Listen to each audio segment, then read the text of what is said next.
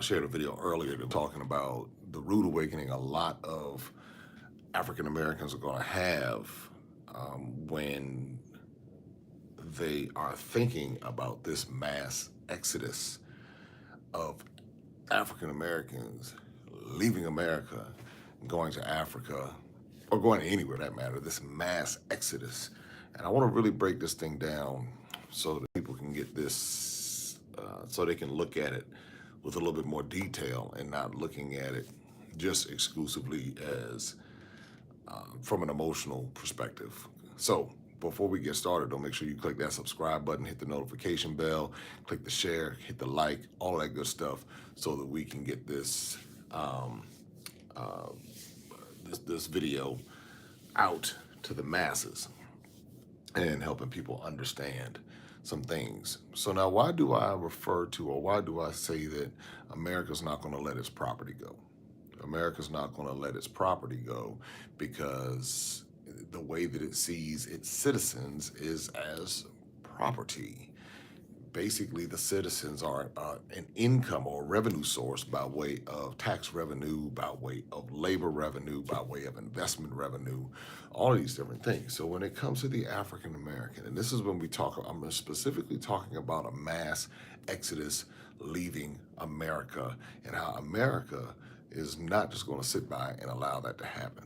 And I'm going to tell you why, but then I'm going to also give you some food for thought and some strategies on, for those who do want to exit, some things that you can do along the way. So the first thing is, most people don't even understand America from the inception. And I'm talking to my folks in Africa, I'm talking to America, UK, Europe, wherever, anybody, somebody, Canada, Australia, Caribbean, South America, wherever.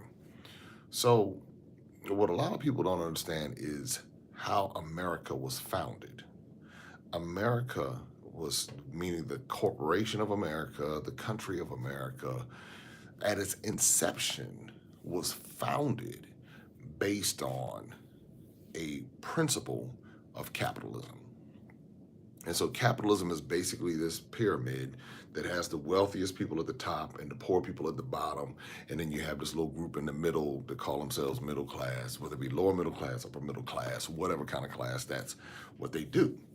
So at the inception of America, America had this subclass already identified, and that was either going to be the indigenous people who were already here as a labor force, meaning when they got to America, I'm in South Africa now, but when they got to America, trying to use the people that were already there, or those that they imported from Africa and using them as a labor force. Those people were never supposed to be, one, considered humans.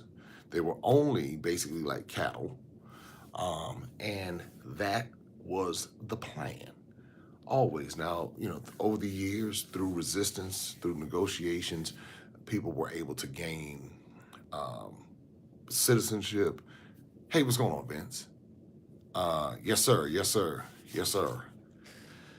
So people were able to gain citizenship. They had to go through a lot of resistance, a lot of fights, a lot of all these different things going on.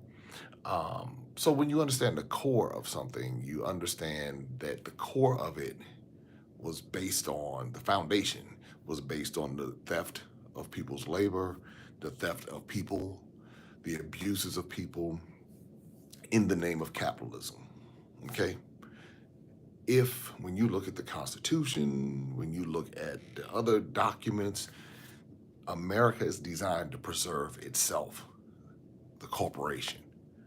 A lot of us fall in love with a country and a flag and a pledge and all these other things, and that's part of how it preserves itself, because you have to indoctrinate your population in order to think a particular way, in order to get a certain result, a certain behavioral result. And so you do that by way of nationalism. You do that also by way of the religious systems. You do that by way of the education systems, the economic systems, the culture systems. All these different things reinforce nationalism. That's the thing that when I step outside of America, I look back and I say, I said, wow, this is an indoctrination. It's so much to the point where people get upset. Like when I do the videos, they'll get upset. I can't stand when you talk about America. Why don't you just stay over there in Africa? Why don't you just stay over there in Africa? You know, I've heard these comments, and this person doesn't even stop long enough to listen to what's being said. But that will be the same person that will be at a Black Lives Matter marching talking, you know, we need equality and we need this, that, and the other. We need reparations and we need this without even understanding what the core of this entire system is. Now, are reparations due? Of course they're due. Of course, America owes African Americans, but then America owes Africa too. So, you know, that's a whole nother road we can go down. The UK owes Africa, the French owe Africa, the Swiss, the Germans, the Dutch, they all owe Africa reparations. And they also, the UK, the Germans, the Dutch, the Spanish, the Portuguese, the French also owe African Americans. They also owe Afro-Haitians, Afro-Brazilians first in line. They also owe all of those countries. Europe owes all of those people I mentioned reparations because they all prosper off of the residual labor. They're getting the residual effects of the labor that was the free labor that was stolen years ago, and they're still reaping the residual benefits of it today. So, so when we put them all in the box, all of them owe reparations to the entire African diaspora and Africa. But are they going to give? Absolutely. Definitely the Caribbean. Absolutely. The entire African diaspora. We can even go into India and into the Philippines. We can go. They owe, Europe owes everybody. But guess what? Y'all think they're going to give that up like that? Now you can leverage it, you know, but you got to have some military, or you have to have something that's going to force it. They're just not going to voluntarily give it up because the mindset is such at the inception of these countries that they steal, they kill, they destroy, all in the name of imperialism, all in the name of capitalism. And they do whatever it takes to hold on to it, play games, lie, manipulate. And the biggest thing they did was get into the minds of the people that they stole. First, they steal the mind, then they steal the heart. Then they can take anything else they want. They can get the money, they can get the sex, they can get whatever they want. The people won't even fight back. Now, some of them will now, those who are aware. Some will fight back, but shoot, the masses won't. And this is, and I'm talking to two audiences. I'm talking to my folks, and I'm also talking to anyone in the African diaspora. I hear it and see it, the same things in America. You'd be amazed. Hey, what's going on? Black Acres of Gambia, I'm coming back to see y'all. So you stop and you think about this stuff.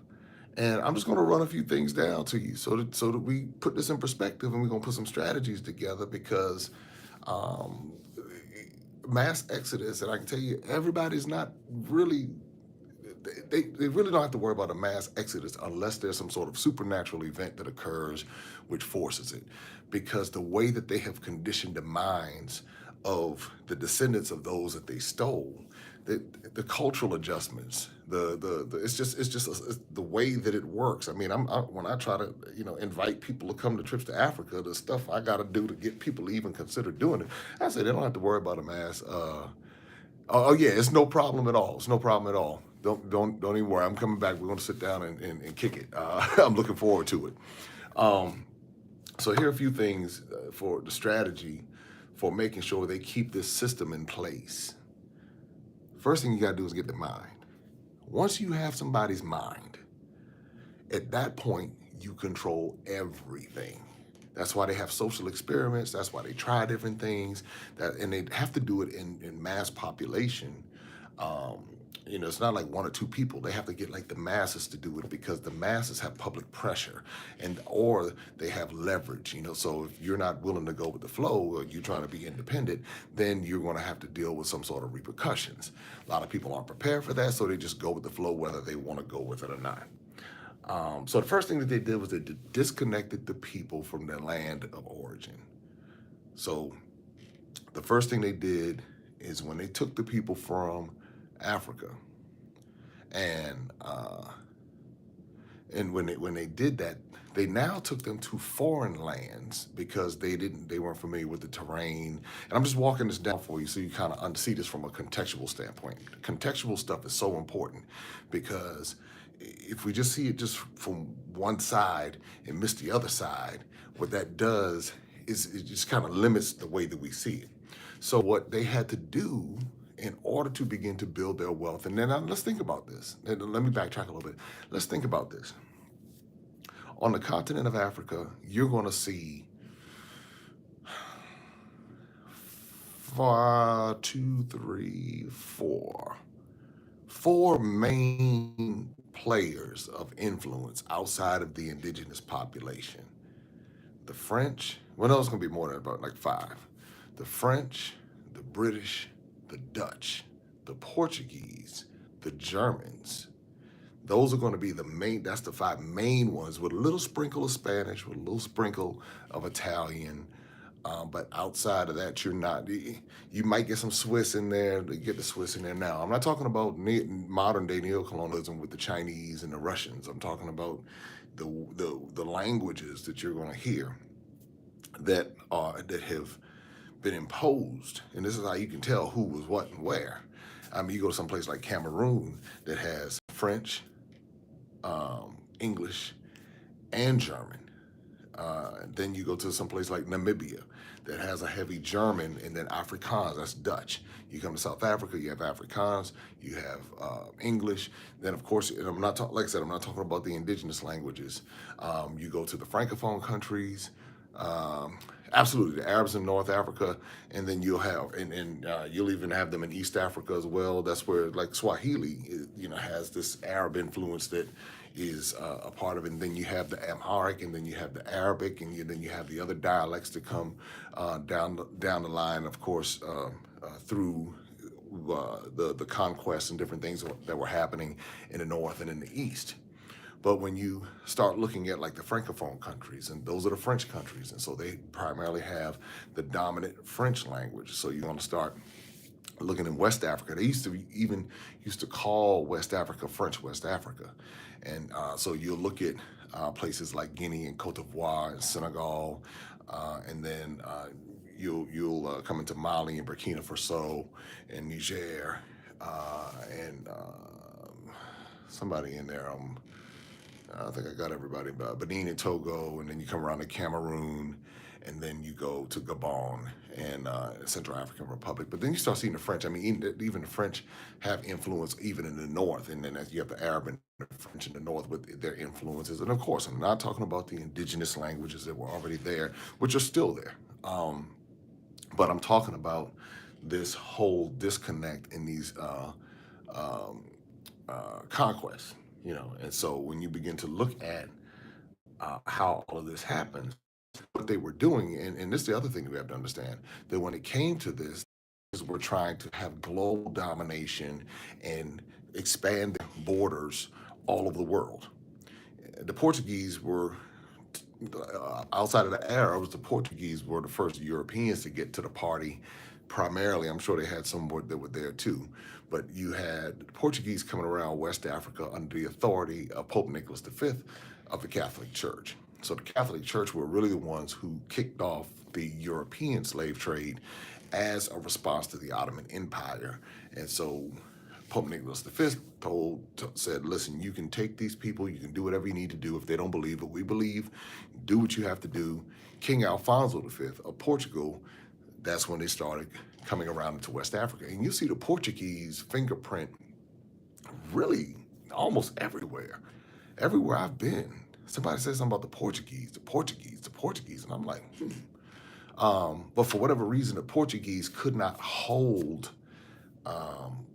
every place that they went. They couldn't hold it. They could build, they could establish it. You'll see the Portuguese in Zanzibar, you see the Portuguese in Ghana, you'll see the Portuguese in Nigeria, you see the Portuguese in South Africa, you see the Portuguese in Brazil.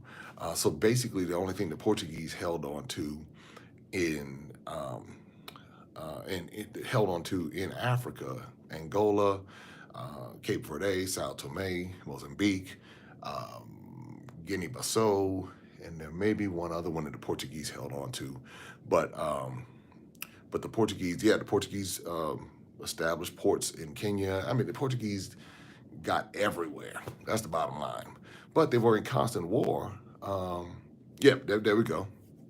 Um, so you have where the Portuguese were battling with the Arabs, and they were going through that whole deal. And then now what the Portuguese did do, they got Brazil, and that's like almost half of like South America.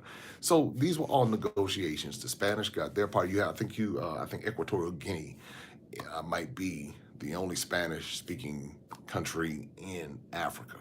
And then you have Italian, Eritrea, I believe. And I'm just kind of going through this now. So somebody else might know, but I'm just kind of walking this down. And tells you that I spent a little time kind of studying these languages, and the quiet as kept. The Germans had a strong presence in the East as well, especially like in Tanzania. You see a real strong presence of with the Germans. Even though the British ended up getting it, the Germans had a presence there, and so that is so just to kind of put this in perspective, these countries were going in the Dutch.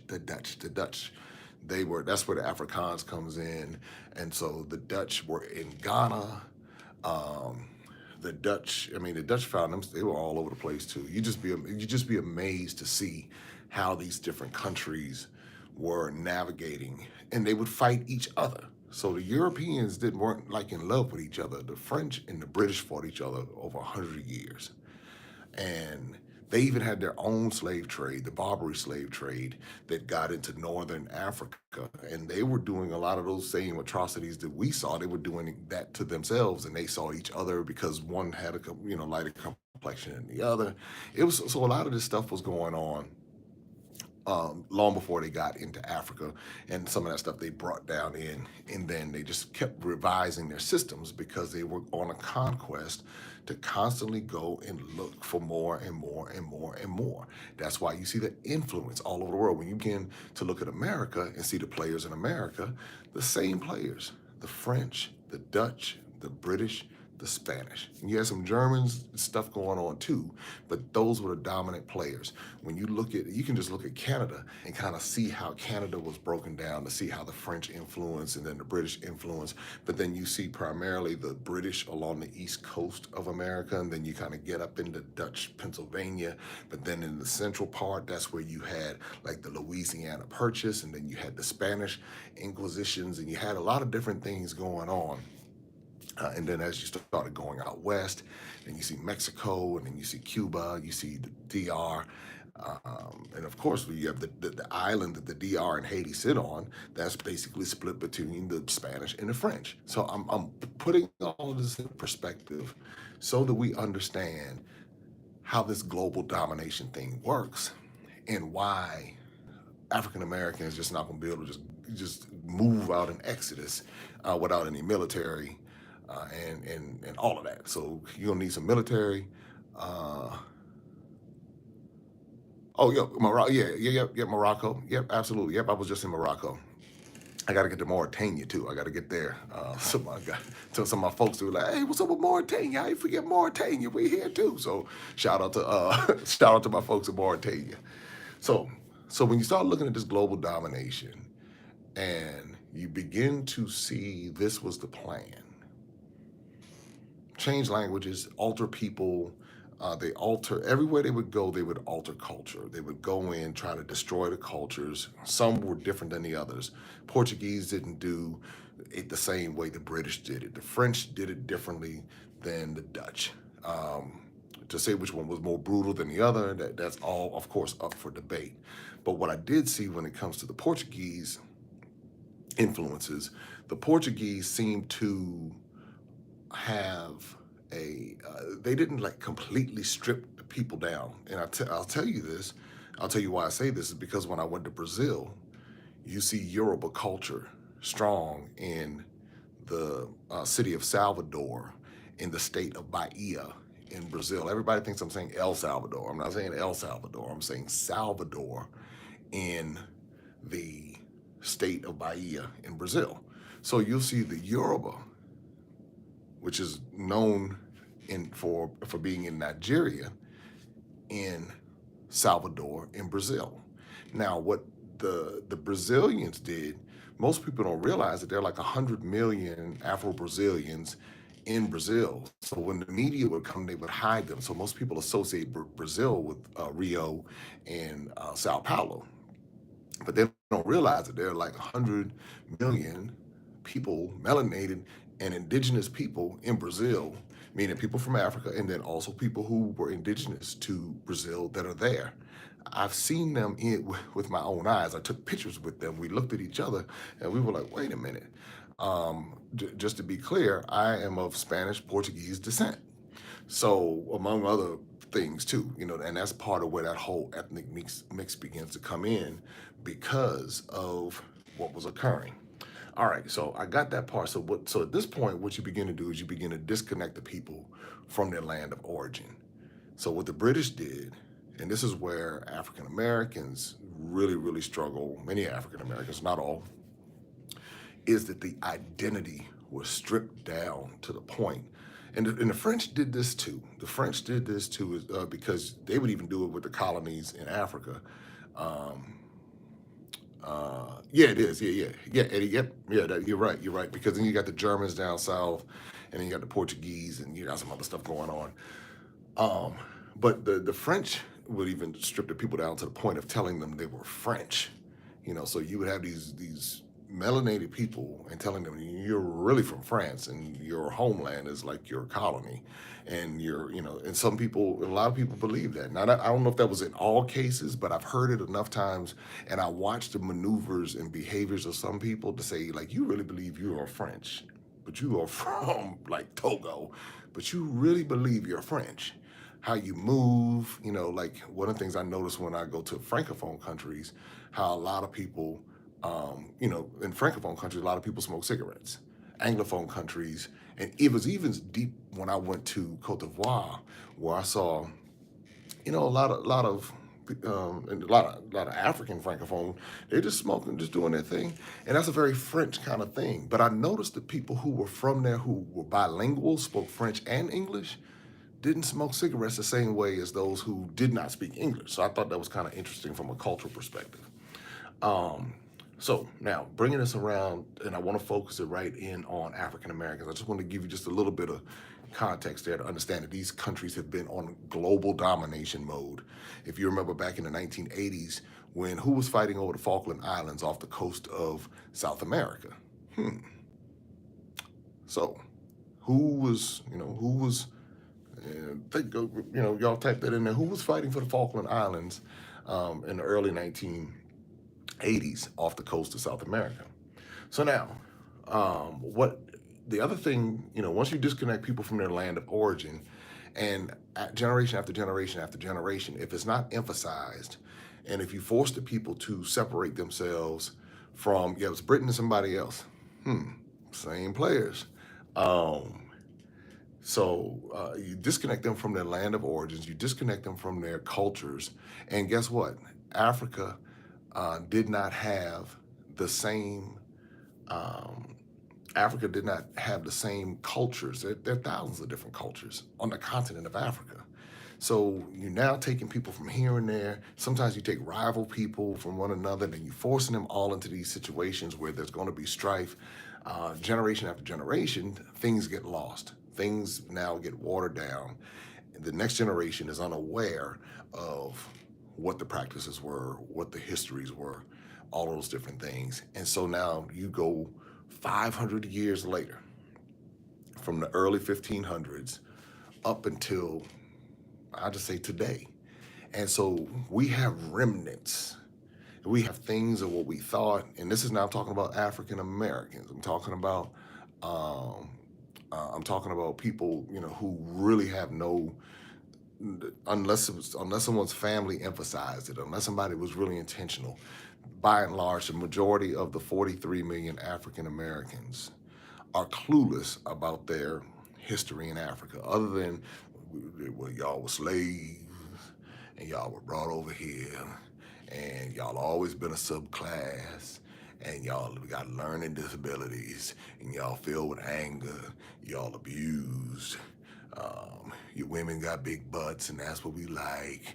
And, those are things that's pretty much, and we can go down, y'all on alcohol, y'all got alcohol addiction problems, y'all got drug problems, y'all, half y'all don't have fathers, all of these things are the narratives that have been, pushed on African Americans to really, one, cause us to despise our culture, but then to despise ourselves, and then to disconnect from us really knowing who we descend from.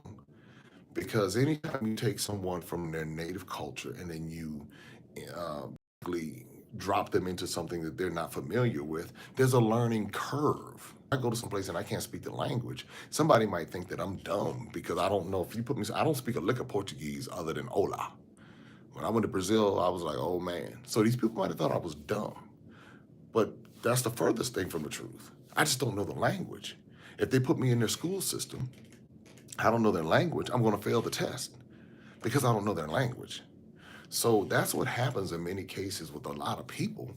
The fact that with the African who came over, they were now taken and put into a new system, and then they were judged based upon their level of knowledge and understanding of this new system that they weren't trained in from childhood.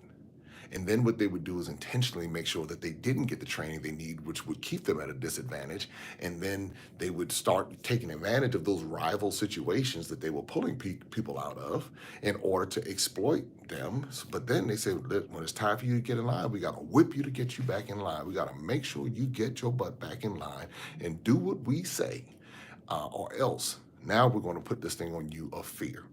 And before that, you might have been, your ancestors might not have had that degree of fear and being spooked about everything. Then, and I'm specifically, now this was happening in other places around the world too, but I'm specifically talking about African Americans. And this is why I want to talk about this whole thing about this Exodus. So then they put the religion on the people because the religion that the people were practicing when they got to America, at every turn, what they would do is try to keep them from practicing their religions of origin. So they would demonize their religions. Or what they would do is force baptize people. This is what the Catholics were doing. They were, in particular, were doing in Angola and when going over to Brazil. And so they would force baptize or force convert people or somehow use religion as a tool, as a weapon against the people in order to make them docile.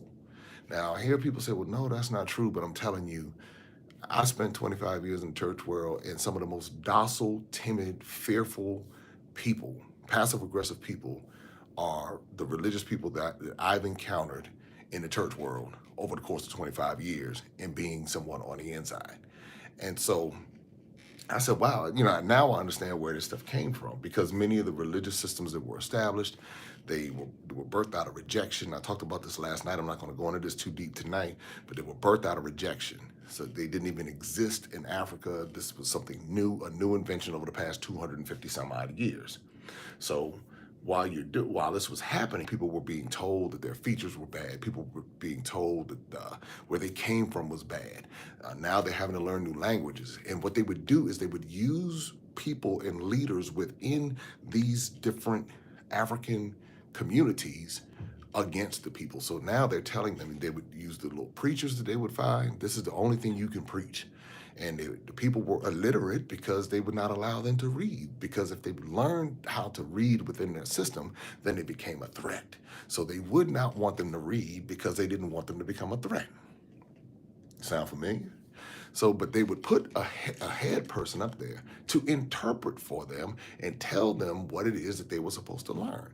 And so generation after generation, if people don't know any better, now you create a new subculture of the original culture. And so this is really pretty what we have descended to right now.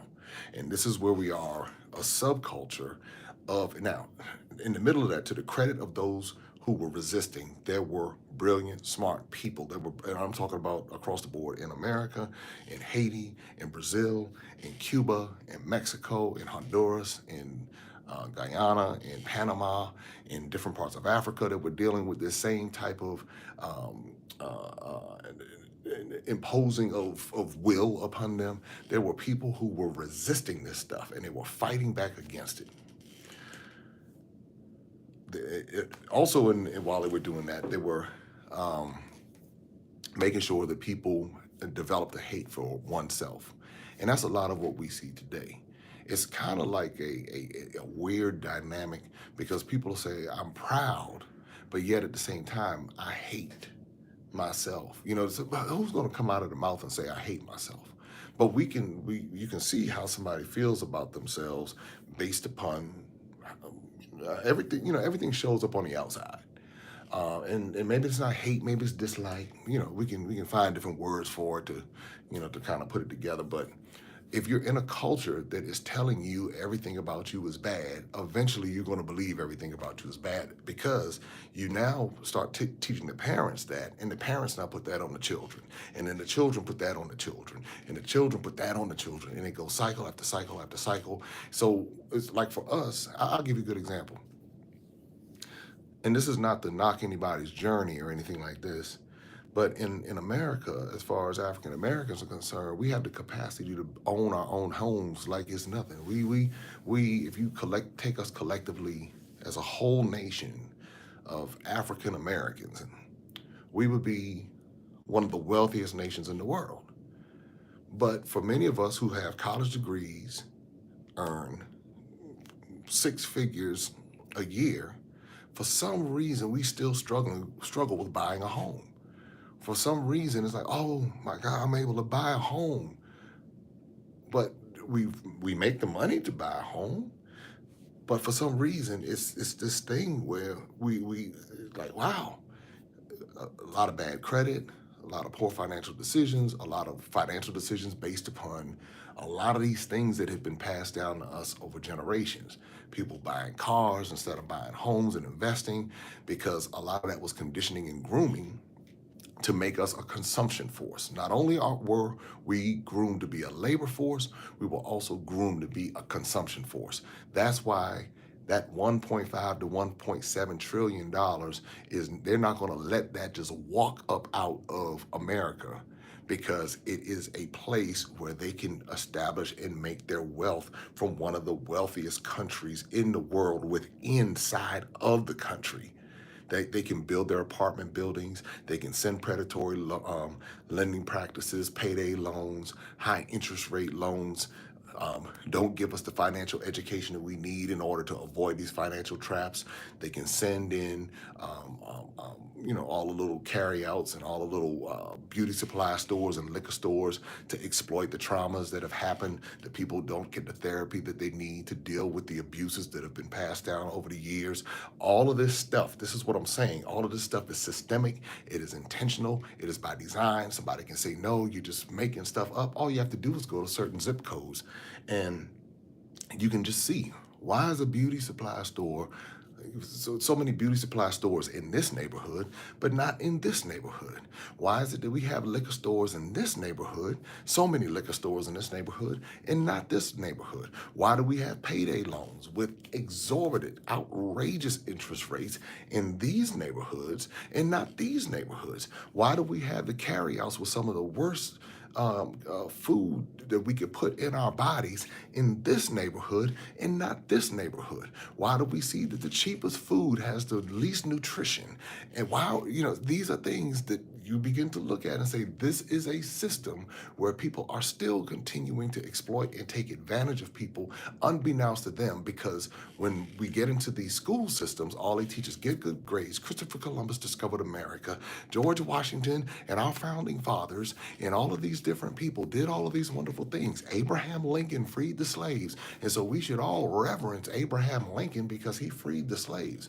And so this is the stuff that if a child goes to school and the parents don't know any better and their grandparents don't know any better, then this stuff gets passed down and passed down and passed down and passed down. And before you know it, here we are just automatically continuing what the original plan was when the country was started, that this group of people will always be a subclass designed to build labor and, use their labor. And Dr. Claude Anderson has a wonderful book about this, Black Labor White Wealth, I believe that's the title of it. And you begin to go down and see it. You see this stuff. I mean, I don't know who could deny it. Somebody said, well, things are better now. No, it just refined itself. Well, when I say better, yeah, I guess it's better in one sense. But do we know it's better? Do we know the things that we have and the opportunities that we have in front of us that we could take advantage of? And when I talk to most people, they don't know. They don't. And that's because the schools aren't teaching it. The people are not really, when you have your leaders who are unaware of the global context of what happened, then what happens in that case is that we only begin to speak from an American standpoint. We only begin to speak from America, America, America, America. But when you look at the global picture, now you say, wait a minute, this thing is a little bit deeper. And you start seeing patterns in Africa that look eerily similar to what's happened in America. And same thing in Brazil, and same thing in Haiti, same thing in, I mean, you can go up into Canada with this stuff and begin to see, just like, wow, this thing is like really global. This is not just something exclusive to America. That's why I always caution people when I hear African Americans say, we're a special tribe and we're this, that, and the other. And we're the ones who went through the worst. I was like, nah, you need to go back 100 years before the 400 years. Go back 500 years and see what was happening with the Portuguese in Angola and Brazil, and then have a different conversation. Brazil, 99% of the time, when I hear a conversation, Brazil is not even talked about. You might get a little bit of talk about Haiti, but Brazil is not even mentioned. When you go to Nigeria, there is an Afro-Brazilian community in Nigeria. When you go to Ghana, there is an Afro community in Ghana. When you go to Angola, of course, there's an Afro-Brazilian community in Angola. When I was in Brazil, they had the president of the Angolan Society in Brazil, in Salvador. So when you begin to understand that this thing is much bigger, and this thing, and this is another reason why they don't want us to go to Africa, or they only want to redirect us to the parts of Africa where they benefit, or where they've made the money, or where they're making the money, or the places that they say that are deemed approved. See, it's the places where I went to Africa, where I found out the secrets, it was like Benin and Togo and the Gambia and places like that. I'm like, wait a minute, hold on. I'm going in these museums, and sometimes the museums look run down, but then you go in the museum and whoa, you got the gold right there on the wall. You got the picture that's showing you right there, and you're like, whoa, this thing is deep. This thing is deep. But right there in America, you go down to Savannah, go to Sister Pat's Underground tour, and you'll be able to see the Ashanti, the Adinkra symbols all on the building, all on the constructions. You can go to the Yoruba village right there outside of Beaufort, South Carolina, and I think you have another village out there in Florida, another Igbo village, and it might be up in Stanton, Virginia. So you have different things going on, different places. Then, all right, so let's see. All right, so this is why it's going to be difficult for there to be a mass exodus. Let me just get to this. All right, I got two of these right here. I got my U.S. passport right here, and I have my Sierra Leone passport right here.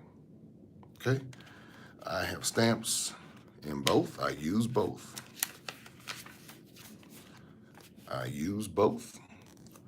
Those stamps, that's my Sierra Leone passport. And obviously with the U.S., got stamps my U.S. passport. I think I've stamped this one up. I think this one's done. Now, you can't do anything traveling internationally without a passport. Now, here's something to note. This passport right here will get me anywhere in the world. Anywhere I want to go, maybe except Russia. All right. This passport right here will get me to any ECOWAS, and that's the Economic Community of West African States, any ECOWAS country without the need for a visa. So now I can go to Nigeria, I can go to Cote d'Ivoire, I can go to Burkina Faso, I can go to the Gambia, I can go to Senegal, Ghana, so on and so forth, without having a need to get a visa on this. And I don't have to stamp up this passport because I can use this passport. Now, By having both of these passports, what it does is obviously this gives me access to all of West Africa. Clearly, the gold is in West Africa. That's why they called Ghana the Gold Coast. The cocoa's there too. The cocoa's in Cote d'Ivoire. The cocoa's several different places. Now, but this will get me into Egypt and Tanzania and Kenya without any problem. I think this will get me into some of those places too. But now, where I run into a problem is when I want to start going to places like Spain. This is not so easy. This passport is not so easy. If I want to use this passport to go to Brazil, now I have to go through a different kind of process. I don't even know if they allow West African countries to go into Spain like that. I have to double check. It looked like they had countries, they tell you which ones they want to come. But a lot of times, West African countries are rejected. So which tells you there's a prejudice against West African countries. Okay, that's why a lot of people from West Africa have trouble getting visas to go to the U.S. and to the U.K. and other places, Canada, because that's they have to get the lottery. But there's a value in this passport if you understand how to work it, for your situation. I don't need a visa to go to Brazil. I don't need a visa to go to South Africa. I don't need a visa to go to many places on this passport. So I'm saying this for everyone, and now I'm going to speak strictly business because America is a business. These countries are businesses. When we start talking about an exodus, most people are doing an exodus out of an emotion or feeling or discomfort. Something is kind of moving them, to a different place. Now, the reason why I don't think, barring a supernatural event, you're going to see a mass exodus of African Americans is simply because of the way we have been groomed and trained. We have been groomed and trained to be consumers. We've been groomed and trained to seek comfort over anything else. We have been spoiled on many levels with our amenities, and then going to certain places in Africa, it would require a level of cultural adjustment that most people are just not going to do if they can just lay home and sit in their man cave and eat chicken wings and watch football and basketball all day.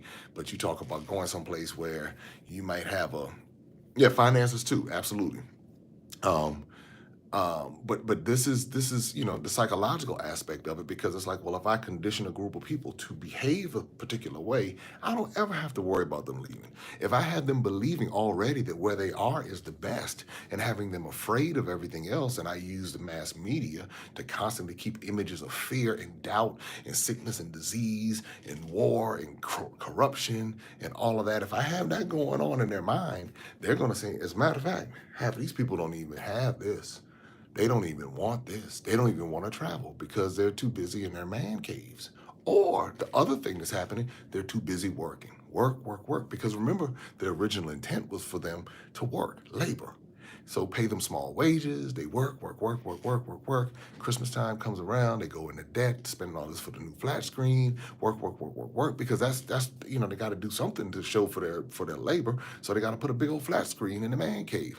But coming to travel, nah, I ain't gonna travel again. Nah, girl, you go ahead and travel all over the place. You travel. I'm gonna stay here in the man cave, and go get me a Heineken and let me sit here and I'm good.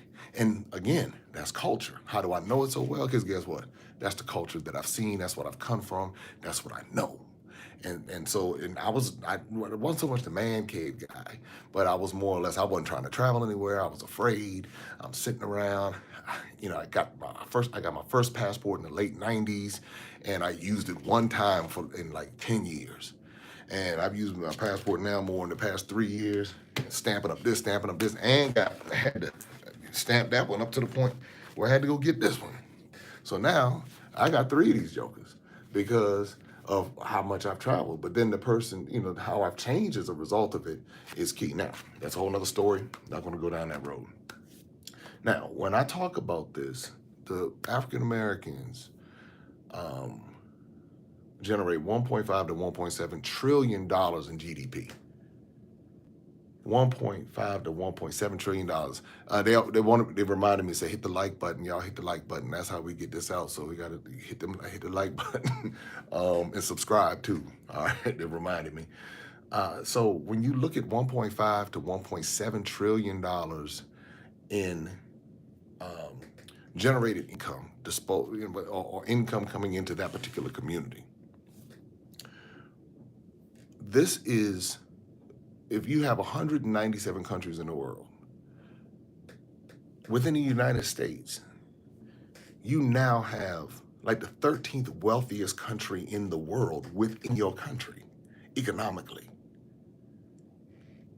Here's what it says in the US passport that most people don't know. This is where it gets deep. And that's why I talk about, everybody think they're free. You're free as long as you stay within the country and generate that money. But try to go travel abroad and don't have this right here, and you will begin to understand something really, really key. It says here, this passport right here is U.S. government property. This passport is the property of the United States. It must be surrendered upon demand made by an authorized representative of the United States government. So in other words, this right here, the United States can tell you when and where and how you can travel internationally when it decides to. And that's what W.E.B. Du Bois was dealing with, because they started messing with his passport. So then, when you start reading into the passport a little bit more, because I read into the passport before I got this, I said, okay, now which one? Because now I'm dealing with America on business terms. All of this pledging, you ain't gonna see me stand up, I'm not, all of that. No. Now it's business, because my ancestors were stolen, bought, whatever, however they got to America. Many of them died, many of them built up America. And so I'm now looking at it from the standpoint of, okay, they didn't have the business opportunities that I have today. So I'm gonna make sure that as I'm looking at this process, that I do my due diligence and don't get a surprise. So then it says here on number 13 of the U.S. passport, it says loss of U.S. citizenship. And I gotta turn this light on because it's kind of dark in here. So let me turn this flashlight on so I can. All right, there we go. Loss of U.S. citizenship. Under certain circumstances, you may lose your U.S. citizenship by performing voluntary and with the intention to relinquish U.S. citizenship any of the following acts. So in other words, you're volunteering to do this. Being naturalized in a foreign state, taking an oath or making a declaration to a foreign state, serving in the armed forces of a foreign state, accepting employment with a foreign government, or formally renouncing U.S. citizenship before the U.S. consular office overseas. So now it's telling us right here, you can lose your U.S. citizenship if you do certain things. If you're not careful, you can lose it. Now I'm gonna tell you why the U.S. citizenship might be a valuable thing from a business perspective. We're not talking about from we're talking about from business, just business. All right, because see, when my mindset shifted from my country 'tis of thee to okay, it's business. Okay, got it. So then in number 14, it says dual citizens. A person who has the citizenship of more than one country at the same time is considered a dual citizen. A dual citizen may be subject to the laws of the other country that considers that person its citizen while in that country's jurisdiction, including conscription for military service. Ooh. Dual nationality may hamper efforts to provide U.S. consular protection to dual citizens in the foreign country of their other nationality. Dual citizens who encounter problems abroad should contact the nearest U.S. embassy or consulate. Now, this passport does not forbid dual citizenship, but there's talk in the chatter room in America about rescinding the dual citizenship option. Now, I gather it's going to get a whole lot of pushback. But when we talk about a mass exodus, all they would do is, if you had too many people leaving and too much money leaving America, snatch this. It would either force people to decide They want this only, which is going to limit them on so many different levels. Or are they going to get their backsides back in America and get back on that plantation and do what they have said to do? This is why I say when we talk about being free and doing different things, you got to look at it a little bit deeper, and you have to look at who created the systems and how they created the systems, how they imposed the systems, and what they would do to hold on to the systems. If they already stole, killed, destroyed, and all these other kind of things in order to get the people in the position and build the wealth, do you think that they're do you think they're just going to say, y'all go on over there, go on over there to Ghana and go do your thing?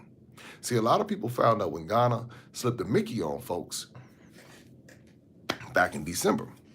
Ghana was the only country in Africa at that point that had a vaccine mandate. Now, COVID didn't even hit Africa remotely close to what was going on in America. Not even remotely close. But suddenly, Ghana decides we're going to put in a vaccine mandate right before prime time, right before all this happening. Now let's look at it. Where are all of the diasporans flocking to in Africa? Ghana. Now y'all know I love Ghana. Ghana's my spot. That's my place. I love Ghana. I love me some Banku, some Wache, all this good stuff. But at that point, what many people in the African diaspora, they paused and they realized, and because I would always tell them, I said, let me explain something to you. I know, and this is what I would tell people in the African diaspora. I said, I know you're thinking that you're getting away from America by going to Africa. I said, what you're getting away from is the in-your-face, overt racism that occurs in certain parts of America. I said, but best believe you're not getting away from America by going to Ghana. I said, as a matter of fact, I said, from a business perspective, now everybody just track with me here for a second. From a business-only perspective, Ghana is one of the best places you could invest your money because it is backed by the U.S. military. So you're not going to have to worry about a political coup. You're not going to have to worry about a civil war. They even have a street in highway in Ghana named George W. Bush Highway. I said, these are business signals to say that says a signal to someone to say that the United States has its brand on Ghana. And it was a double-edged sword for me because I was like, well, if I'm going to invest my money, I definitely don't want to go someplace like maybe Central African Republic where everything is up in arms. We don't know what's going on. We don't know how this whole thing is going to play out. So most people, if they're going to invest, they want to know that there's going to be a level of stability. There's going to be a level of, things that are happening in place. And I mean, the reality is Ghana just does not have the military capacity to fight off Russia. So there's going to be, these are things that, that's just the reality of it. So I was like, okay, I got it. I understand. And what I'm trying to help people understand, I was telling some of my friends because they were like, well, really disheartened when the whole thing went down. But I told them, I said, well, you really have to understand how this thing is played out and how it works. So the truth of the matter is that for those who have a real desire to want to relocate and move to Africa, you don't want a mass exodus. Everybody, I can tell you, and I'm just saying it from this perspective, everybody's mentality, it wouldn't be good for them to go because then they would go and actually end up corrupting a lot of what's the developments and different things that are happening in Africa because they would be bringing a very culturally immature mindset to those places. It'd be anywhere in Africa. It doesn't mean it could be anywhere in Africa. So everybody does. Some people need to stay in America. Some people need to stay because they would not do themselves justice or even the people in these different countries justice because of the mindset that they would come with. So. So these are things. So here's the other part. Now you hear me talk a lot of bad things about, okay, this is what America can do.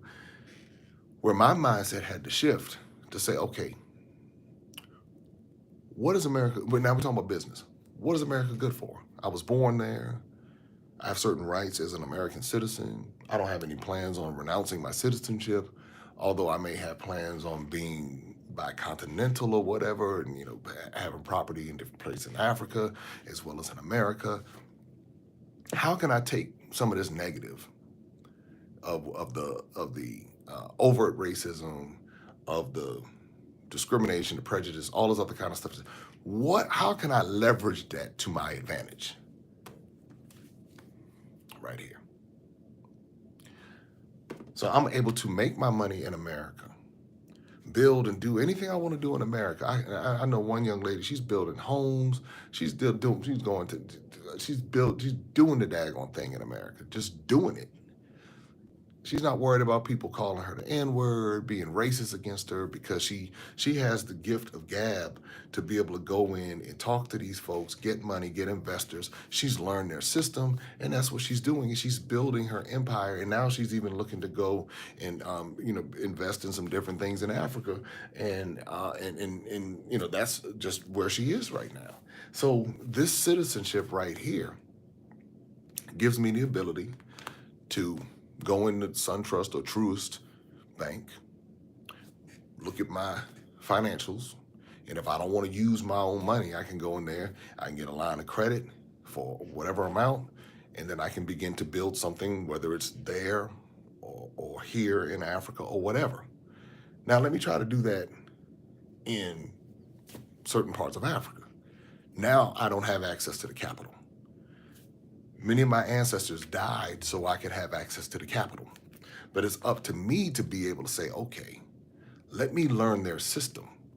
Yes, I'm upset about what I see with George Floyd and Trayvon and all the different people, Sandra Bland, all the different people, what happened up in Buffalo. Yes, all of this stuff I don't like. But clearly I can't control it. Clearly the marches have very limited impact.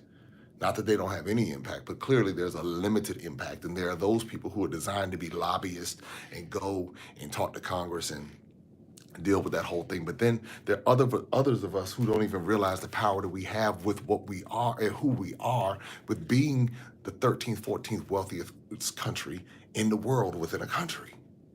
So I'm saying, okay, cool. All right, so I have this passport that allows me to go all over the world. I have this passport right here. So a lot of people mocked it. You'd be amazed at how people mock this passport right here.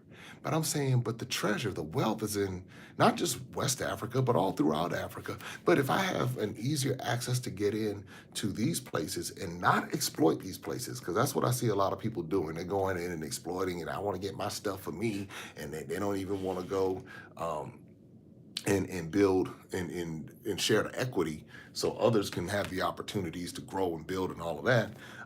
That I don't like seeing that. I don't like seeing that type of mentality. But but I can't control that. I don't even lose sleep over it, because all I can do is focus on what I can do, and how I can glean from the people here in Africa. And if there's something I can contribute, then how can I contribute?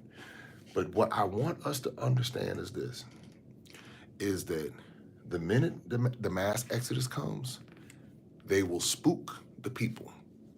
That's all they have to do. Put something out there, the people get scared, and they fall right back in line.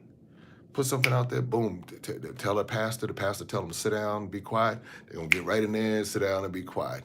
If it's not the pastor, tell them to sit down and be quiet. They're going to send some politician along and tell them to sit down and be quiet. And the masses are going to sit down and be quiet and fall in line and do exactly what the upper powers are telling the lower powers to do in order to influence the people.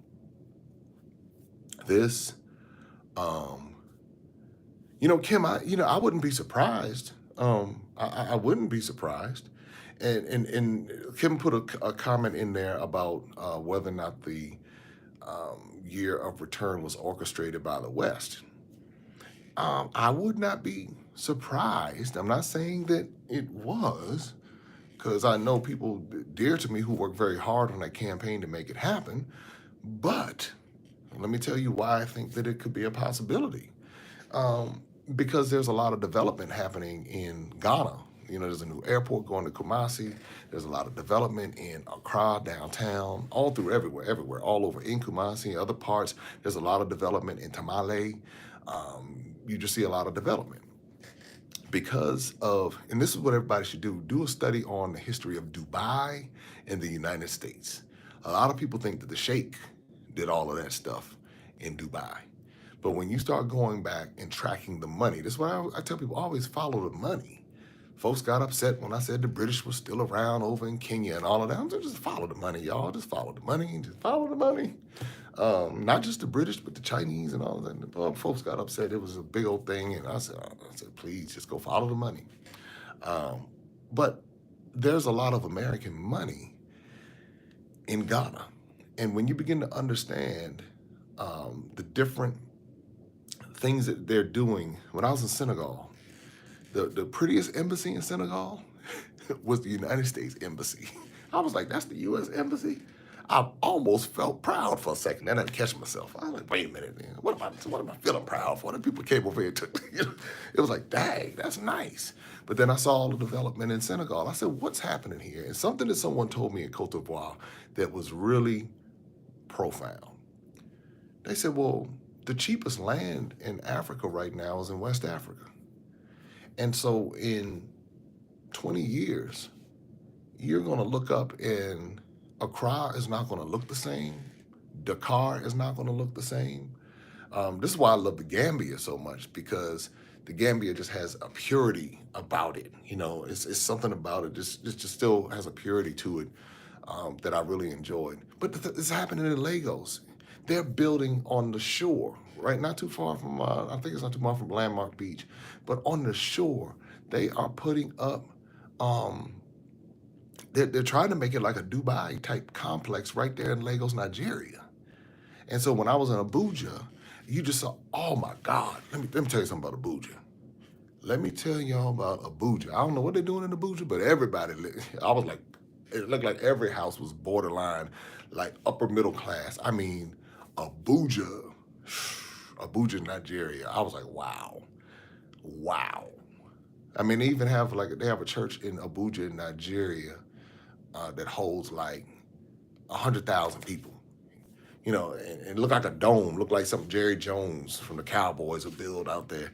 I mean, so what I'm trying to help everybody understand is that if we become sophisticated in understanding what's going on around us, understanding our power, getting our credit in order, staying out of predatory lending scams like student loans and these bad car loans, and getting this stuff, really understanding how we can leverage things. And now we can pay off some things. We can make money in America, take advantage of that. You don't have to necessarily go anyplace else. But I'm just saying that with this whole mass exodus, what you're going to find is that people are going to, the American government will shut that mess down so fast. We don't have a military to fight back with. We don't even know really what it's like to fight, because we have been spoiled to the point of, getting stimulus checks, and they would just shut the food supply down. All they would do is just take the food out the grocery stores. And you want to talk about people like losing it? We don't know how to grow our own food by and large. We're living in concrete jungles, so where's the land for us to even begin the process of growing the food? So we're, on many levels, we're very dependent upon trucks coming in, bringing in whatever food, whether it's genetically modified or not, coming into these different places and providing us with the food. And then we go and swipe, and then we go back and we work like robot. We work. We tell our children, get good grades so they can work and work. And then when I start traveling all throughout Africa, guess who's not working? I come over here and I see all the Europeans not working, and they're living and enjoying the beaches, and they're staying in the nicest places. But we are working. And I see it happening in America, see it happening in South America. I see it happening in all throughout Africa. And this is the way the system This is the way the system has been designed. So now, here's the thing. If you want to move, what I would encourage you to do, and if you have the ability, like my DNA, a lot of people mock the DNA, but my DNA got me this. So this ain't no mock. So how about this? It got me this. so while somebody mocking it, this got me this right here. And if my DNA can get me a passport for Cameroon, I'll get that. If my DNA can get me a passport anywhere else, it can get me a passport, I'll do it. But I also recognize that this is just, this right here is a passport to business. I was born in Charleston, South Carolina. It's my birthright. And I'm going to use it for what it's worth. And so because I know some people who've given this up out of their emotion. Now, and each person has to do what they have to do for whatever reason. Some people might not feel, and I know some people, are saying that this is going to come crumbling down. Like I said, it'll be a supernatural thing that occurs. Okay, until that point in time, I'm going to pimp this to the max. I'm going to use it to the max, and my protest is going to be to do my very best with this resource, with what I have with it, for me to do my very best with this resource. And so that way, when the collapse comes, should it come, then I won't be out of position, if you will, and those who understand won't be out of position.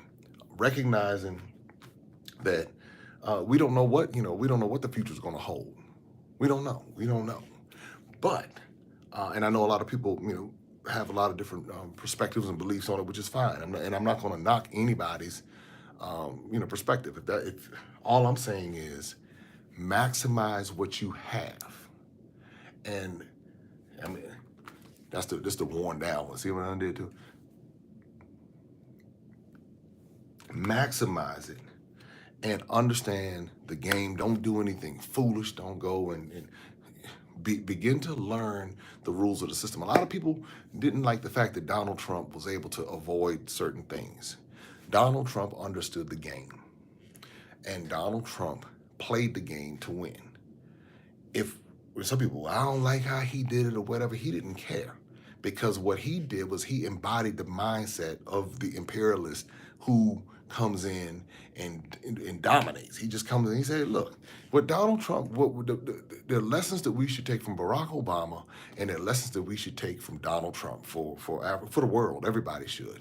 Barack Obama was finesse, and he was charisma, and he was smooth.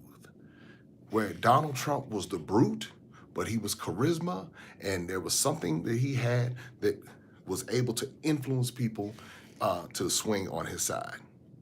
And so when you look at the two personalities, they were both playing their roles in the game. They knew their audience, they stayed on message, and they were able to reap whatever selection came their way. They were able to get selected into those particular positions because they stayed on message. Both of them very aggressive, both of them unapologetic, both of them won. Whether you like it or not, that's how it went down. Now, did Trump get 2 terms? No, whatever. But there are lessons in this. If we learn how to play like that and say, "Hey, I'm playing to win." Now, I'm not saying go and be, offensive towards people and all of that, and going and grabbing somebody and I'm not talking about that. What I'm saying is there's an internal philosophy and an aggressive philosophy in them that propelled them to win. This is another thing. This is what I appreciate about many people in Africa, and especially it's a lesson that I learned from many Nigerians. Nigerians get a bad rap a lot of times because people, they call them, "Oh, they're scamming you, and they're this, that, and the other, and they're real aggressive, and well, guess what? They win. You're gonna find a Nigerian just about anywhere in the world. I was in the Seychelles going on a tour, and I run into a Nigerian from an Igbo Nigerian. He looks at me and he said, "Wait a minute, you're an Igbo man?" And I'm like, "No, I might be, but no. I mean, I keep hearing this," and I'm like, "All right, cool. I'm down with it, but just to let you know, like, I was born in America." And he's like, "No, you're Igbo man. You can watch the video on the channel." So the lessons we can learn from one another in particular, and I'll tell you this, like from Nigerians, Ghanaians, Cameroonians, I mean, just about everybody I meet who comes to America from Africa, they have this thing about them, and they dominate, and they're not concerned about African American feelings, because they're like, man, y'all got access to this, this, we got this, but y'all got this right here, and y'all sitting on this, and y'all playing games, and y'all whining and complaining. Why don't y'all learn the system and dominate with what you have? That's what you see happening when you hear a lot of people with that attitude. That's what you see. That's when people say, nah, man, and they'll run right past because they're going to the schools. They'll say, okay, let me go in here. I'm gonna become a pharmacist. I'm gonna go do this. I'm gonna go do this. My family back home needs some money. I'm going to do this. And they're very proud of their culture. And so what I'm saying is that if the global African diasporans, first thing we got to do in America is embrace our Africanness. That's the first thing. We got to embrace being African. So many of us don't even want to be African. And that's where much of our power comes from those different cultures, within the continent of Africa. I recognize I'm a melting pot. I recognize that I'm a melting pot of African DNA as well as the other stuff that comes with it. So that's why when you see me, I love going into the different cultures because it's like, wow, not that I'm like trying to be everybody and everything. I just love being around that vibe. And there's a common thread that runs through all African cultures that I've been around, whether it's South Africa, West Africa, East Africa, even up in Egypt and North Africa, even though it has um the let me see here. The check out my whole talk on the student loans because American student loans are the worst, the absolute worst, because there's a clause in the student loan that basically makes you a slave. Section 523 of the Bankruptcy Code, signed into law in 2005 by George W. Bush. And what it says is that you can't file bankruptcy. You cannot have your student loan discharged in bankruptcy. And a lot of people have taken out massive student loan debt and found they got in a trap. They changed the program. They said, well, there's a program that you can sign up for and we're going to forgive it. Then Congress changes the whole program, takes the program away, and the people are stuck with $80,000, $90,000 worth of student loan debt. Then plus the 6.8 interest rate that's there, the person doesn't have the means to pay the loan back. The interest continues to accrue on the loan. They can't discharge the loan. Now this person is in basically financial slavery, trying to navigate $1,000 a month payment with no job. And a lot of times people don't have the degrees in order to pay for it when, there you go, Todd. And so with this, if you can avoid the loans, which everybody can, really everybody can avoid them. This is not something that someone has to do. And this is what a lot of people do who come to America from other countries because they can't take out the loans. So they figure it out. And these people go to community college. They don't give a rat's tail if somebody called it the 13th grade. They said, look, I'm going to go for 2 years and I'm going to do what I got to do. I'm going to pay my way through. Then I'm going to go get my grades to a certain point. I'm going to go and get scholarships. I'm going to figure this thing out.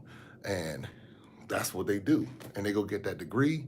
And then you have, as a matter of fact, people who've gone through my course, one young lady, she just graduated with her master's degree debt-free. She went undergrad, following my course debt-free. I got folks doing their PhD, going to go debt-free. When you understand economic systems, the way the world works is through debt. And so what happens with student loans is just a micro level part of the system of what they do with most African countries, put them in debt. When the World Bank puts them in debt to loans they might not necessarily need. They don't need the loans because, and this is what somebody was like, yeah, well, the U.S. sent us a lot of aid and the UK sent aid and this place sent aid. I said, well, let's hear what I'm about to say right here. If the U.S. paid the value of the resources that have been taken from wherever, then there would be no need for aid. There would be no need for aid because that country would be wealthy. So we have even been conditioned to look at loans as a benefit and as some sort of help. Same thing with the NGOs coming in. The NGOs come in and say, we're going to help, build you this, build you that. And all they're doing is playing their role as good cop, coming in after bad cop has already done all the extracting of the resources, and now, putting, keeping all types of government issues and stuff going down, and all this other kind of stuff. Absolutely, we definitely need black scientists, educated. But see, the thing is this: if we're going to have black teachers, if that's what we're going to do, if we're going to have that, then they need to be teaching this type of stuff right here. It's one thing to just sit there and say, okay, get good grades and learn this, that, and the other. You'd be amazed at how many people on the continent don't know the details of what happened with Arab slavery or transatlantic slavery. They have a concept and heard about it, but they don't understand the depths of it. The people in America don't even have the understanding of the depths of it. So that's what I'm saying. It's like we have to now re-educate ourselves. That's what on Senegal I was talking about. We have to deconstruct the stuff we've been taught, keep what's halfway decent, and then get rid of the other stuff. Then we have to go do our own due diligence and go and learn and study and all this other kind of stuff. We have to go back and what you see me doing, because a lot of people think, man, you living the life, man, you going out there, man, we see them pictures and everything, but I am for real, I'm a student. That's what you see me doing. You see me being, if I were going for a doctorate degree right now, I'd have no problem with a dissertation or whatever the thing is. I'd have no problem at all because I'd be able to pull all of this stuff together with all the resources. But when, but when I look at the things that I've seen, I'm recognizing that when it comes to education, and like when I was talking with the old 75-year-old man, I didn't mean to say old 75-year-old man, I meant to say 75-year-old man. When I was talking to the 75-year-old white South African man, what ended up happening is that he even recognized, because he kept saying education, education, education, education. And when he said that, I said, well, what kind of education are we talking about? I said, because education, we can give you a book and a curriculum that's written by y'all, and then you're going to tell us that we're educated, but all we've been has been programmed. We haven't been educated, we've been programmed. And so we've been programmed, and maybe we're educated in the programming that you have, but there's certain things that we know that you're going to want to revise, or you're going to want to admit or omit, and you're not going to want to admit. So now I have to now go be and learn for myself. And so that's what really boils down to. We have to go and see certain things for ourselves, understand these systems. And so I want to encourage, African Americans, I want to encourage you to travel the world.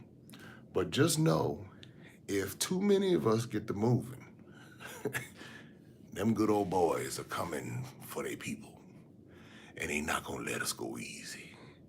And truth be, if you think back on the plantations, some people just need to stay on the plantation. Some people just need, because they weren't ready. They didn't have what it took at that point in time. Some of them just need to stay. Some of them need to stay in the cave, watching basketball and eating chicken wings. But if you're going to do it, if you're going to make a move like that, just check, make sure you know how long your passport is good for.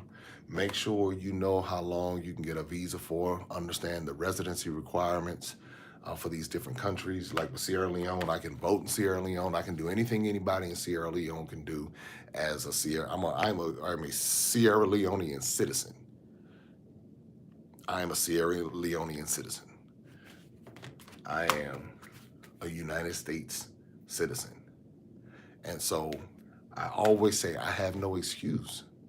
And most of us have no excuse because we have access to these resources right here.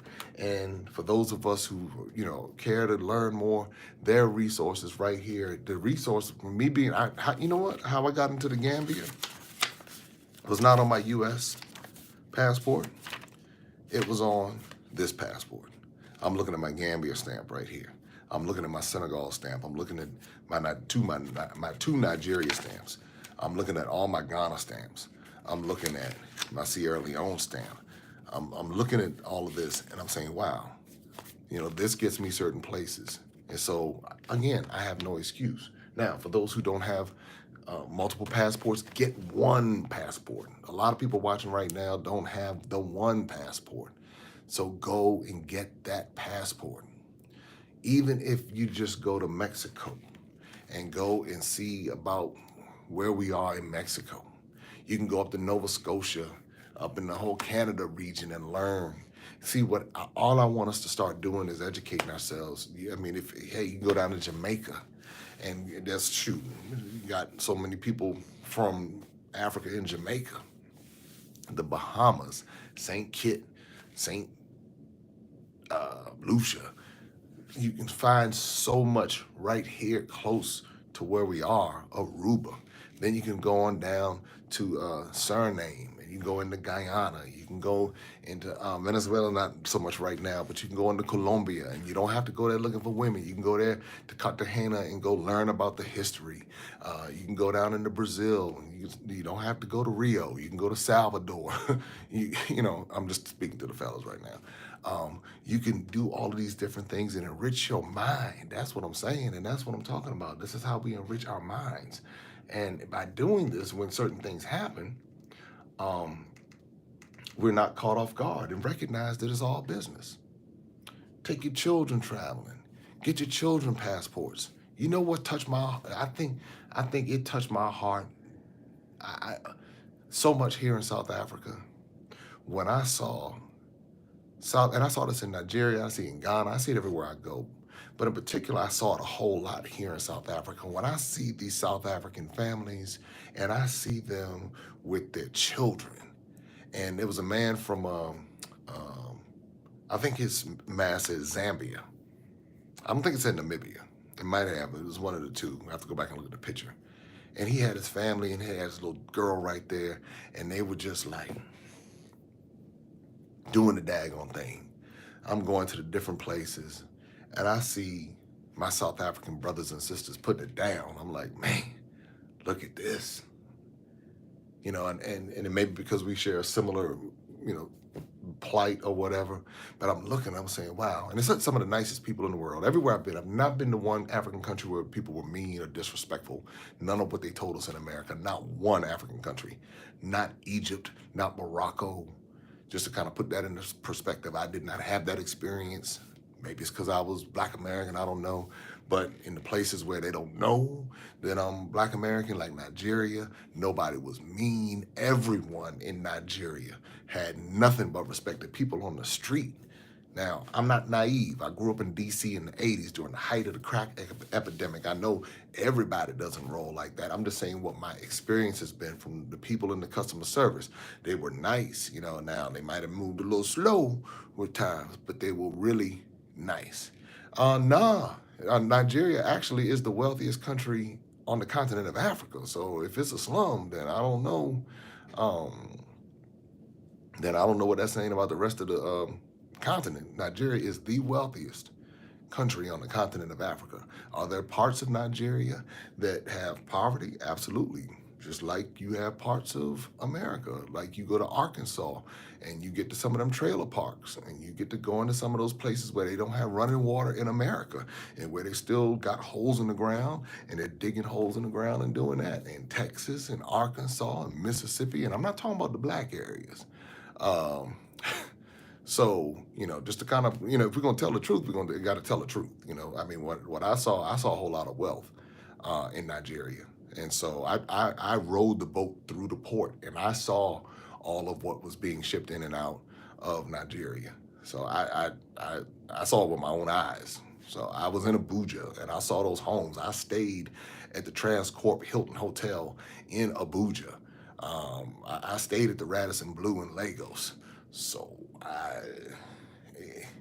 I got the massage in the spa at the Radisson Blu in Lagos, and the massage I got in Lagos, Nigeria was the best massage I've ever had.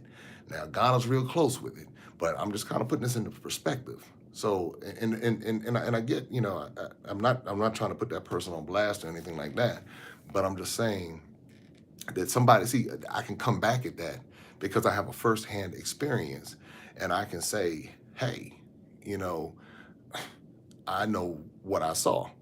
I went to what was called a slum in Kenya. They call it the slums. Even they have the people calling it a slum.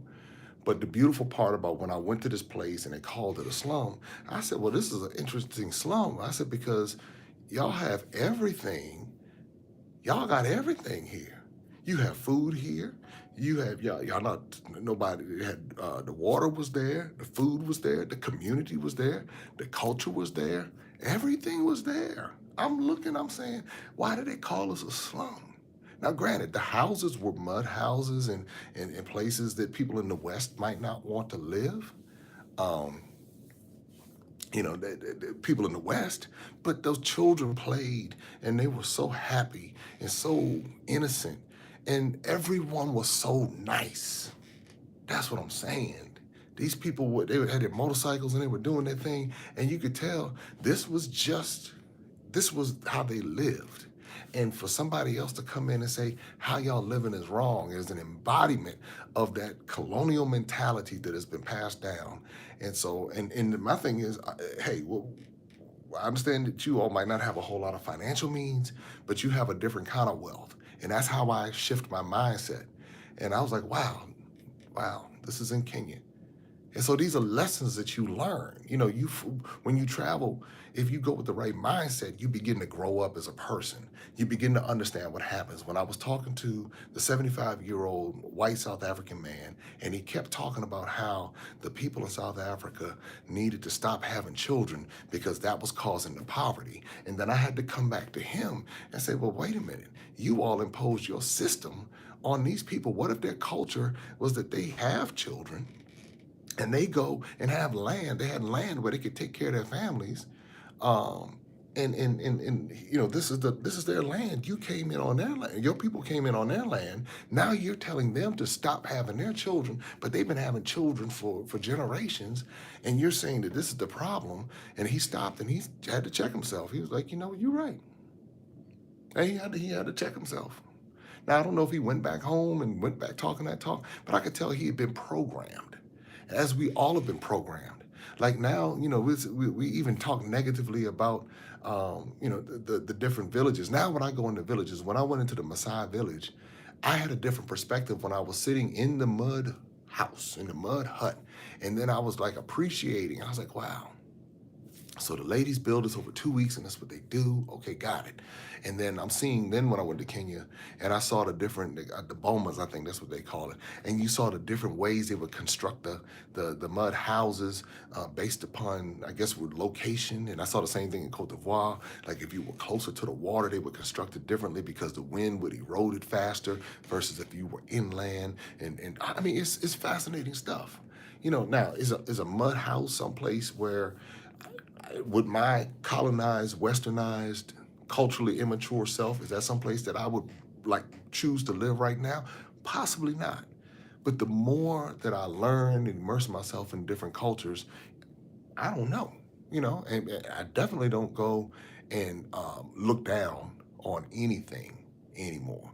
That's the big, if there's one transition that has happened in my mind over this time, I do not look down on anyone. And especially if we're going to look at it based upon poverty, there is no way I'm going to go to Africa and look down on any place in Africa because of poverty, because those places, if we're going to look at it on a Western standard, I'm just saying this on a Western standard, if we're going to look at it, everything that I enjoy in America, everything that's enjoyed in Europe, everything that's enjoyed in the West that is considered wealth is at the expense of those places that some would call slums.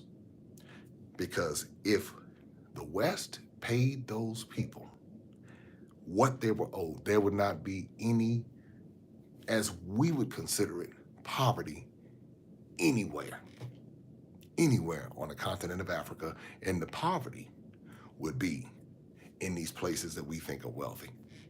And that's the obvious thing when you look around. If the fair trade value of a bag of cocoa is paid instead of pennies on a dollar, instead of having children out there picking the cocoa pods, instead of chiefs taking advantage of the people and having them digging for gold and not paying them and exploiting it and selling the land to the Chinese for pennies on a dollar, if you don't have that type of stuff happening, and the wealth comes in and is distributed to the people the way that it's supposed to. Now you have schools teaching the proper education. Now you have hospitals making sure that the proper health care is being shared with the people. This is what it's supposed to look like. But again, when we start talking that talk, like, yeah, man, our stuff, man, we got it going on. It's because of where we are. It's stealing from them. And that's the bottom line. It's stealing from them. It's not giving them. And well, if their leaders are corrupt, well, hey, I always say who's selecting them or who's electing them. And whoever's doing either one, we got to go back and look at and say, hey, what's going on here? What's happening here? And why is this happening? And corruption is happening across the board. No matter how you look at it, corruption is going down. So anyway, everybody, I just want us to not be having delusions of grandeur, thinking that if this thing gets to be too much of an exodus, just like they said on these pages, we can snatch that thing right back from you. And best believe, you get about 5-6 million out of the 43 leaving, they're gonna say, come on back, bring y'all behinds back on over here. And or you gotta make a decision, pick a side. What you gonna do? You gonna take that green passport or you gonna take this blue passport? But if you take that green passport, there's a whole lot of places you're not going to be able to go. And a lot of people are going to have a reckoning in that moment.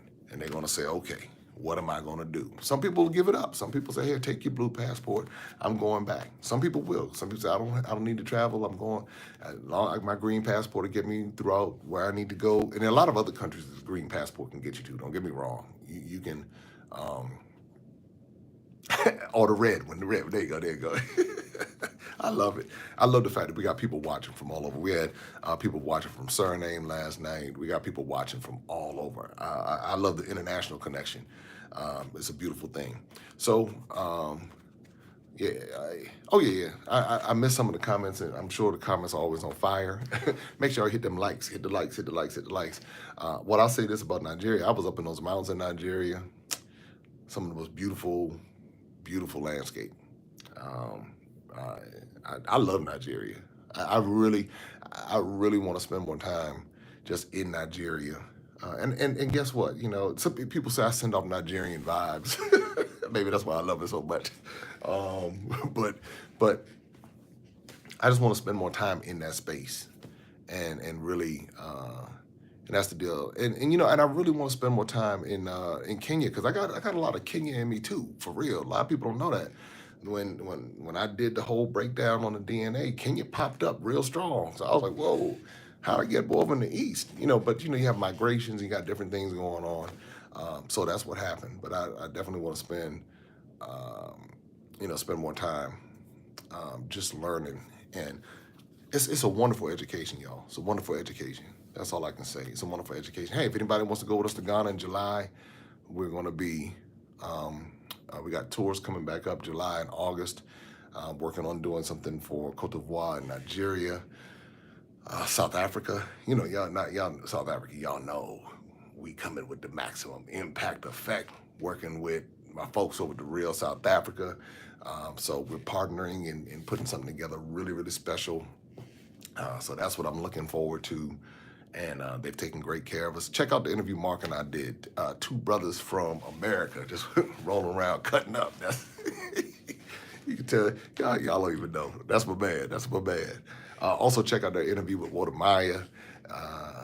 Hey, Guinea too. Yeah, Guinea. That's right. Guinea. You got what's the name of it? Is it Conquering Guinea? That's what it is? I got to get to Guinea. I want to get to all of West Africa. Wherever this passport takes me, I want to get to all of the countries. And I know Guinea's one of them. I want to go to Liberia. Got to get to Liberia. What's happening? I got to get to Mauritania. So, I really want to go. Oh, yeah. Cote d'Ivoire is a hidden gem. Y'all don't know Abidjan. Y'all don't know. Y'all thinking America and all that. America's nice. America has beautiful landscape. I was telling somebody that today. Beautiful landscape. But just know. Them beaches in Senegal and the Gambia. And I was just now, Seychelles, of course, but I was just in Seychelles. And then I went back over and I flew back over. And I went to Morocco first, and then I went to Senegal and the Gambia. And I went to Senegal and the Gambia. I was like, whoa. I was like, look at this. I gotta just, I mean, I'm on the ATV, I'm out there riding the camel. I'm just, I also got to get to Cameroon, got to get to Cameroon. I got to get to Gabon, and I have to get to Angola. And then I'm going to come through the south. I'm going to go to Namibia, Botswana, Zambia, Zimbabwe. I'm going to hit that. I did get to Lesotho this time. So I did get there. So that's good. And Mozambique, I got to get back over that way.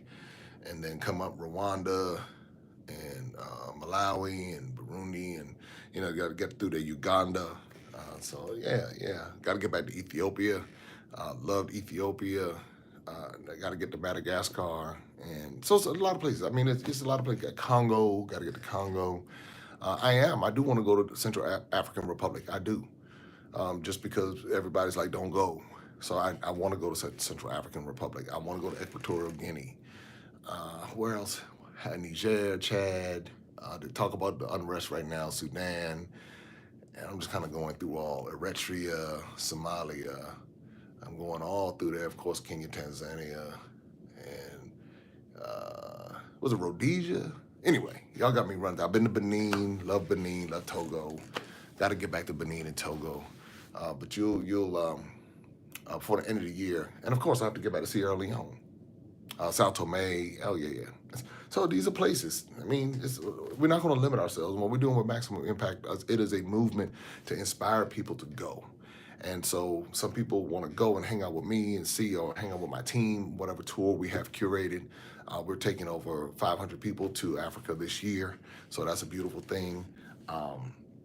And so we have a goal of taking 1,000 next year, and then we're going to keep increasing, and hopefully we'll inspire a movement that will continue long after I'm gone, that it'll be people going, and other people will be inspiring other people. And that's what Mark Blanton and I were talking about, how long after we're gone, we'll just inspire people to go. Everybody's not going to move here to live, and they shouldn't. Everybody, it's not for everyone to, to move. Everybody, it's not supposed to do that. But at least visit, at least visit.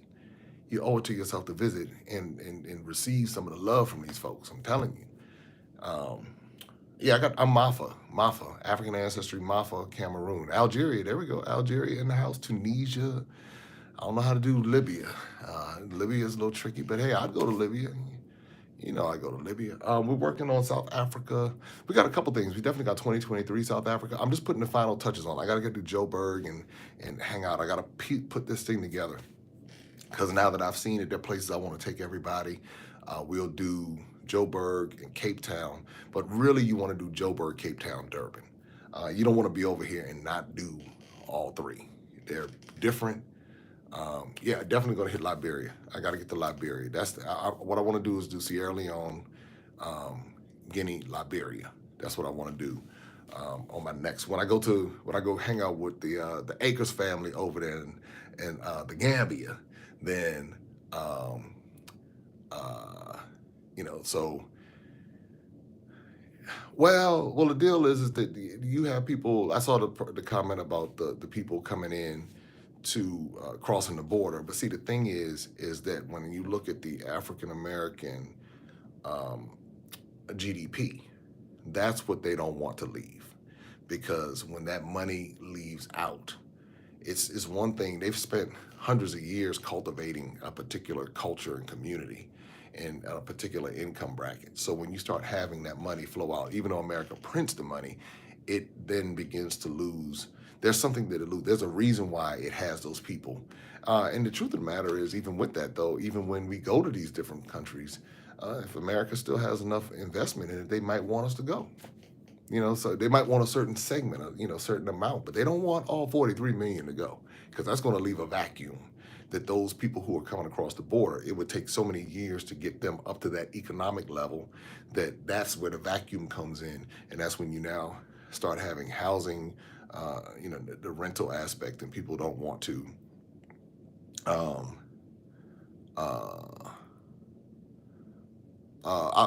touching on that in a second.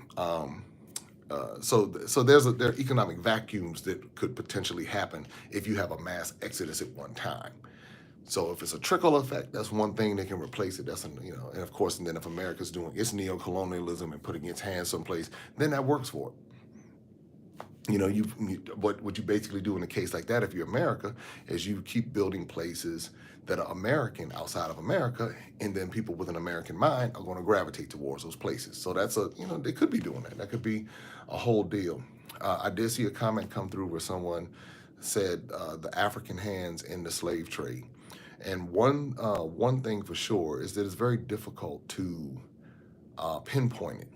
And when I say this, meaning we might know which particular ethnic group might have been involved.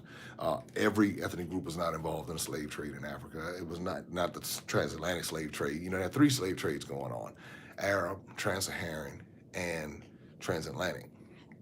I've heard people say, well, we need to demand money from these African governments for what happened with the slave trade.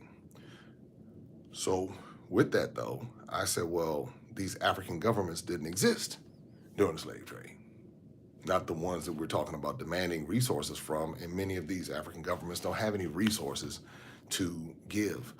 Many of these African governments do this research. Many of these African governments sought financial relief from North Korea to build certain things and to do certain things. So when you type in North Korea, Africa, it's kind of a fascinating, what the report said. Now it could be skewed and biased and all of that, but those are things that we just have to take into consideration. It's not like these countries ran off in the lap of luxury, and they've been exploited. These are colonial systems. These governments are colonial systems, and so because of that, that's going to make it very difficult for them to do anything. Maybe give up a little bit of land. I've seen it where people were apologizing.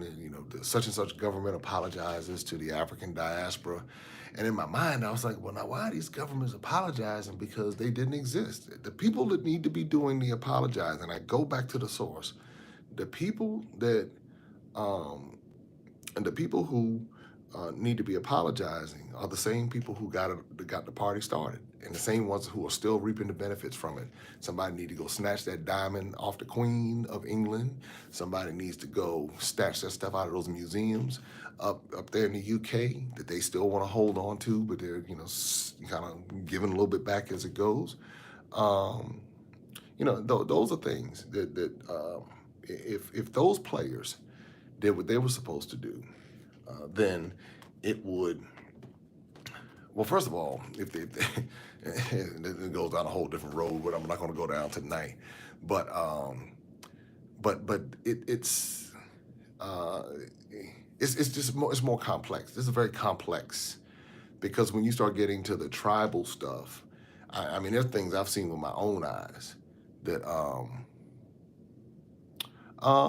somebody asked if I thought I don't put anything past the U.S. I don't put anything past these jokers. I put nothing past them. They're crafty. They're gangster. I put nothing past them at all. Nothing. And when I understand that people's hands are tied, and if you don't do certain things, and they'll put sanctions on you. You have to look.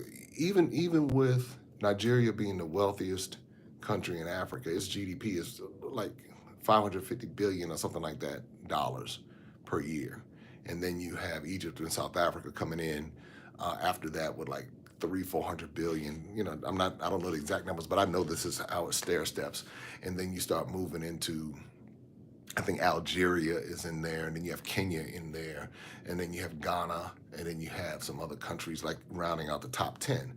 And so when you start looking at that, if you take Nigeria, you take South Africa, and you take Egypt, you take those three right there, and you can even throw in another country, Kenya, for good measure. All of those countries, their GDP still does not equal what the GDP of Black Americans happens to be right now. Now, that's no slight, that's no nothing. I'm just giving just the information based upon what is out there.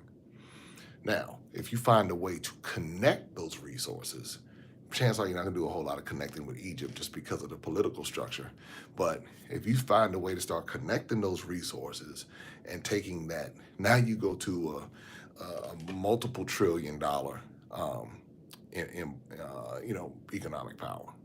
So that's the deal. Yeah, and if the dollar collapses, yeah, but you got to understand these people manipulate things. So the dollar is not even real. The dollar is fiat. The dollar is based upon consumer confidence. So somebody's going to have to collapse the dollar. It's not going to collapse on its own because all it's done is based upon mind games. It's not backed by anything. It's only backed by consumer confidence. So when you have a fiat currency and that's what's going on, they can manipulate it however they want to. That's like if they want the dollar to be strong, they make it strong. If they want it to be weak, they make it weak. If they want to create a recession, they create a recession. If they want to create a depression, they create a depression. Do you know how many people make money during times like this? How many people made money during COVID? When COVID hit and everything crashed, there were people who knew what to get into and they got into it and they can retire now forever. While other people, industries were shut down, tourism and all of that, people were struggling, there were other people getting wealthy. Back in 1929, when the stock market crashed, everybody wasn't jumping out of windows. There were people who were like, all right, cool. Boom, the stock market crashed. Now this gives us an opportunity to go make more money. Hey, as a matter of fact, let's start a war, and that gives us the opportunity to make even more money. When you have the ability to print as much money as you want, to go and say, you know what, out of thin air, we're just going to print billions and billions of dollars. We're just going to go print the money for the sake of printing the money. That is a game changer. Meaning really you can do whatever you want to do.